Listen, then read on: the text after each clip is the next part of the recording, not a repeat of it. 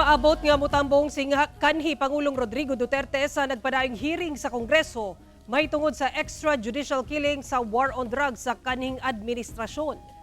Giimbitahan sa House of Representatives ilawom sa Committee on Dangerous Drugs, Public Order and Safety, Human Rights and Public Accounts si kanhing Pangulong Rodrigo Duterte subay sa nagpadayong pagdungog sa Quad Committee kalabot sa extrajudicial killings ilawom sa iyang administrasyon. Sa imbitasyon ni Representative Robert Ace Barbers, chairperson sa Committee on Drugs nga Oktubre 22, ugmang adlaw ang gikatakdang adlaw alang sa pagsalmot sa kanhing Pangulo sa maong pagdungog. Samtang gitahasan si Police Brigadier General Nicolas Torre III, ang direktor sa Criminal Investigation and Detection Group, nga siguraduhong maabot sa kanhing Pangulo ang maong imbitasyon, ilabi na sa iyang panimalay sa Davao City. Una na nga giimbestigahan sa Kamara ang extrajudicial killing sa nakalabayng administrasyon in aid of legislation.